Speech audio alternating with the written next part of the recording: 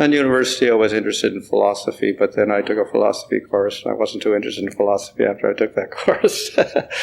And I studied arts and things like that. And I was interested in meditation, but I couldn't find any good place to meditate at. And I went to the TM people, made an appointment with them. Somehow it didn't work out, so I didn't get any TM mantra. And I graduated from university, and then I went to Japan. I was more or less on holiday for a year. Then I met the devotees, several devotees on the Ginza, dressed very strangely, and then we're distributing Back to Godhead magazines, which was a very, I say, primitive work at that time. So I took a copy, and they invited me to the temple in Tokyo. So eventually I went to that place. I found it with a friend. It was a rather obscure address, and it was a very small place, about as big as a little corner over there, maybe, about 8 feet by 10 feet. That was their temple room. And they lived next to it in another room about the same size. And that was they used to have a Sunday program there. That was Sudama and his wife and one other devotee there. So I used to go to the Sunday programs, and they would serve sweet rice and halava and a few other things which I couldn't remember. And they had some small Jagannath deities. So I would come to the kirtan every weekend. I don't remember much about lectures or anything, but they had kirtan. And there was also some young Japanese, mainly hippies, attending the program. So I used to come to that quite regularly for the kirtan. And then that was about for 6 months, I guess. I met them in January. And in August, Prabhupada was supposed to come there on his way to India.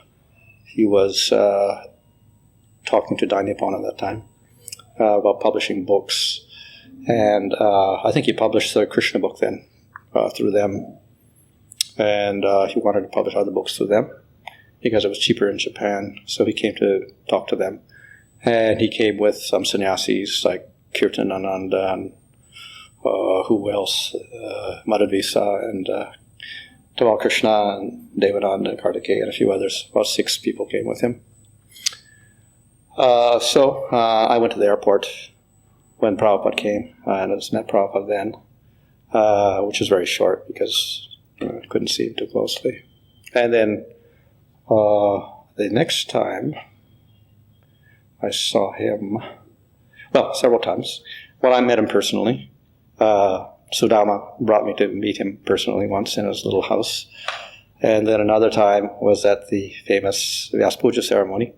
Because Prabhupada came and they celebrated Jamastami there one night. I didn't know about it. Next day I came and they celebrated Vyasa Puja. So we all came in the room, and we were doing kirtan, and Prabhupada was sitting in the Vyasa's son, but he didn't look very happy. And everyone was in kirtan and everything like that. And then the kirtan stopped, and then Prabhupada gave a little lecture, and he says, this is not the way you celebrate Vyasa Puja, and if you want to know, you should ask. If you don't do it correctly, you shouldn't concoct anything, so like this. And then Sudama was crying, and I didn't actually know what was happening. It was a little bit strange. But anyway, they actually didn't do things properly because they didn't offer flowers, and I think we ate the feast before Prabhupada came in or something like that, so everything was reversed. So then Prabhupada had them do the whole ceremony again next day. I didn't come for that, however. Anyway, in the meantime, then Prabhupada invited me to come to India with him. I wasn't a devotee at the time. I was chanting 16 rounds and coming to the temple. So then Prabhupada asked Sudama if I'd like to come to India with them. So then I said yes. I hadn't really planned anything out because I hadn't actually determined what I would do after university at that time. So then I came to India with Prabhupada. And then after that I stayed with Prabhupada in India when he went around to different places. And sometimes I met him, sometimes we were alone. We were maybe a week or two in Calcutta. And then Prabhupada left and he went to Bombay. Then we met him in Bombay, and then we traveled different places. Sometimes I was there, sometimes I wasn't there. And then eventually I went back to Japan after about 6 months or so.